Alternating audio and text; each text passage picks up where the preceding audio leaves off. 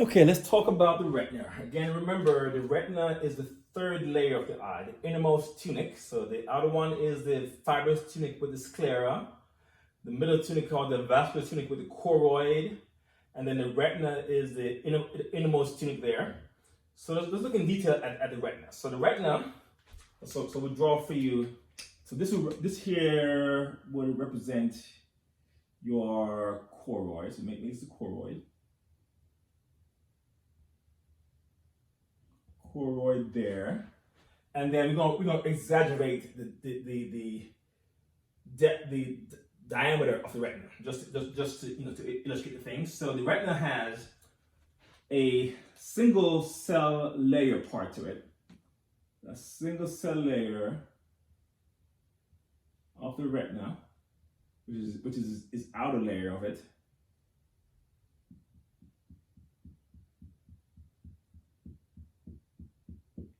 That's called the pigmented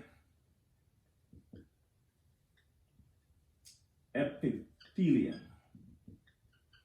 That's the outermost layer of the retina, the pigmented epithelium.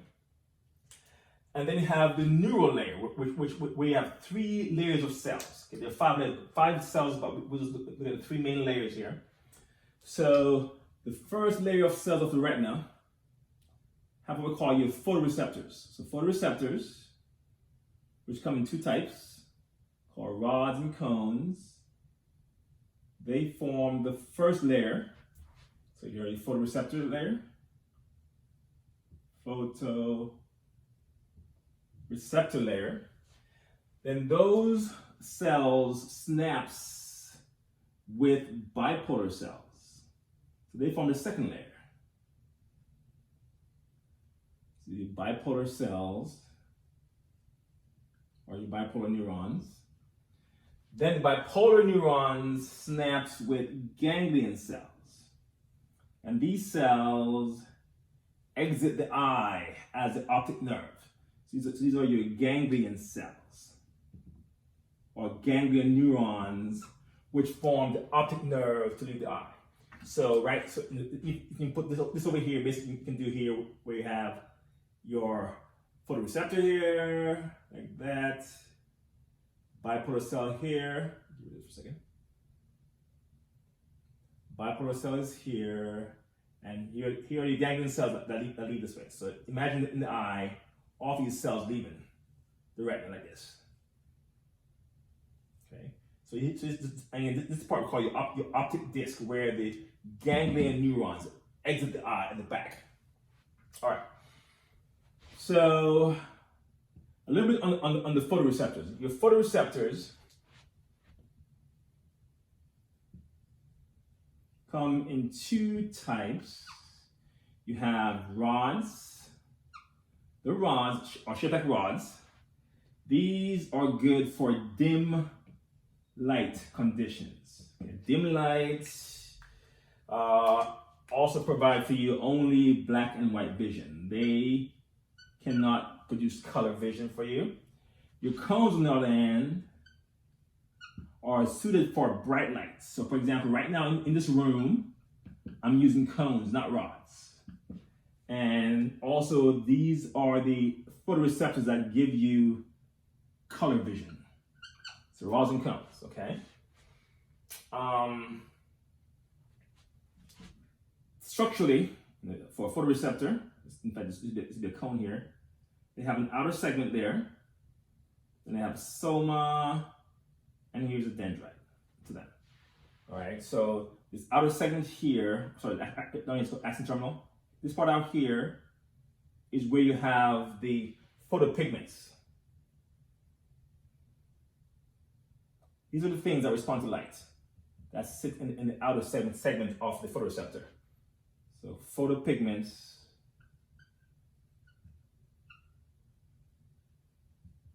respond to light to create a signal that the brain will interpret it as vision. Okay. Now let's discuss how the neural signal gets to your brain. All right, the path of vision, the neural path of vision.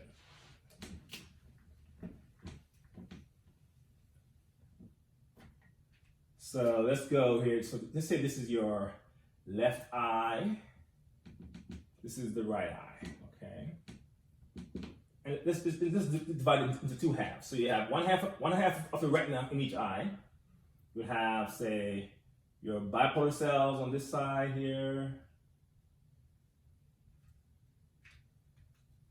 Bipolar cells on this side. So let's say the medial half of each eye, make it red, medial half. And the lateral half of each eye will make it black. So these are two sets of bipolar cells leaving each eye. Okay. So the red is representing the medial half. Black is representing the lateral half of the eye, of the retina. So this is the retina right here. So then these bipolar cells, of course, will synapse with ganglion cells. Okay. So the ganglion cells on the medial half of the eye, these ganglion cells will cross over to this side.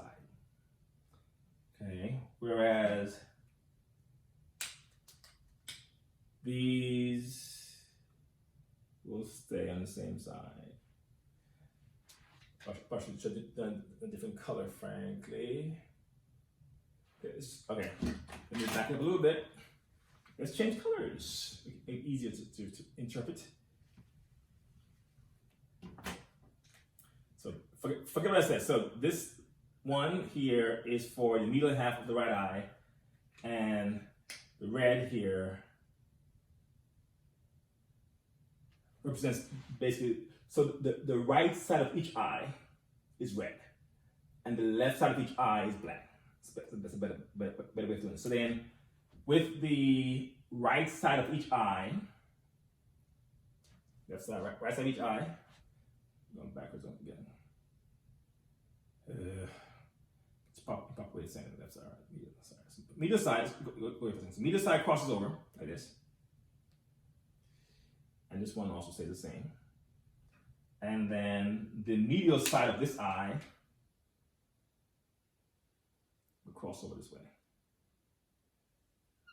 Okay. So the point where the neurons cross over is called the optic chiasm. That's where half of the neurons in the optic nerve cross over, where it's in such a way that the left visual field of each eye gets sent to the right side of the brain. Left side, the visual field of each eye. Left visual field means, so visual like this. The visual field of this side will come this way. This one will go this way. Okay. So in this case, the right visual field on this side, the right visual field will get processed by the left half of the brain, whereas your left visual field will get processed by the right half of the brain. That's what the optic chiasm does. It crosses over half of the neurons. So then these neurons synapse in your lateral geniculate.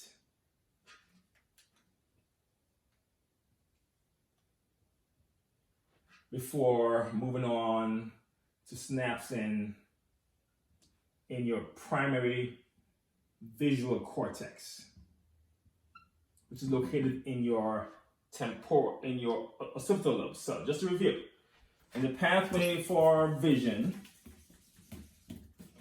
okay, the first neurons in the visual pathway are your bipolar cells. So they synapse, of course, up front with the photoreceptors, then they synapse with your ganglion cells. Okay, so the first synapse occurs in the retina between the bipolar cells and the ganglion cells. And the second synapse occurs in the thalamus, in the lateral geniculate of the thalamus, and then that goes to synapse in the primary visual cortex, which is in your occipital lobe. So it's a 3-neuron pathway. Bipolar cells to ganglion cells, then to an interneuron that synapses and ends in the primary visual cortex, where once it gets to here, then you start to perceive vision. You must get to here, up to your cortical level. Okay, we'll stop there.